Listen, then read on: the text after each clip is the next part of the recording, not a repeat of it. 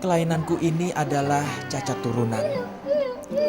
Almarhum ayahku juga mempunyai jari yang berlebih. 23 jari ia miliki. Kelainan ini ia turunkan pada 3 dari 5 anaknya. Kelainanku ini adalah cacat turunan.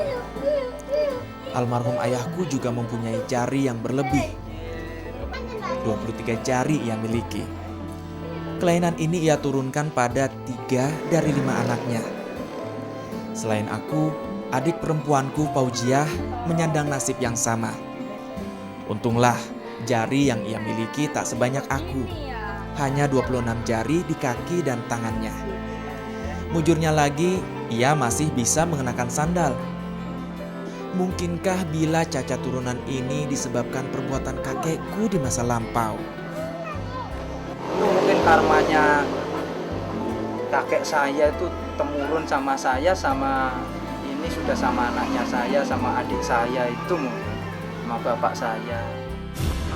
Waktu itu kakek sedang menanti kelahiran anaknya, yaitu ayahku.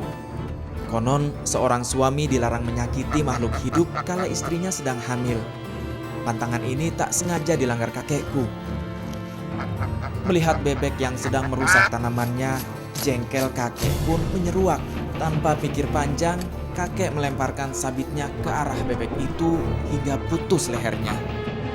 Entah ada kaitannya atau tidak, di kemudian hari lahirlah ayahku dengan cacat bawaan berjari bebek.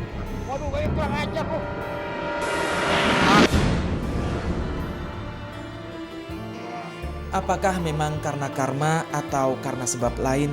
Yang jelas, aku harus menghadapi kenyataan ini. Hidup dengan jari bebek, mempunyai keluarga dengan kelainan serupa, dan kini anak bungsuku juga harus mengalami nasib yang sama. Tapi aku lebih suka memandangnya sebagai ujian bagi orang beriman. Menurut saya sebagai ujian lah. Tapi karena yang buat ini kan bukan manusia. Karena Allah ya gimana, sudah saya maunya saya cukup dengan saya aja keadaan kayak begini. Tahu-tahu anak saya kena. Itu suatu ujian mungkin dari Allah.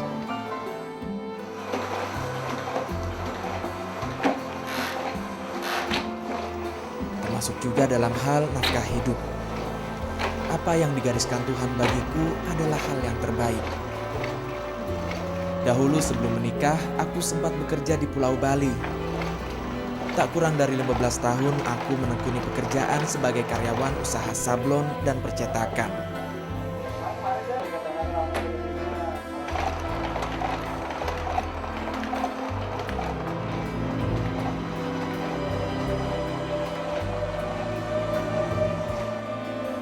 Namun bom di bulan Oktober 2002 tak hanya memporak-porandakan Bali. Sumber nafkahku pun ikut berantakan terimbas sepinya perdagangan di Pulau Dewata.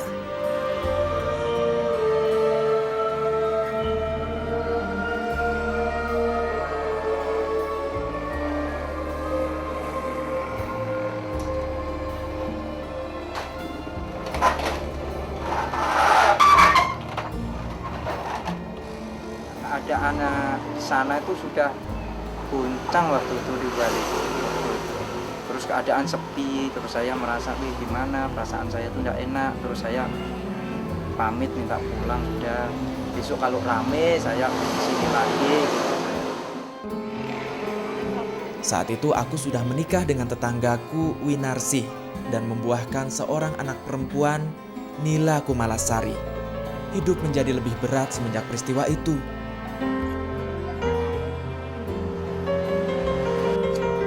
Aku mencoba bekerja serabutan, kadang menjual sayur, juga menjadi buruh tani. Hanya sekitar Rp10.000 yang bisa kukantongi per hari.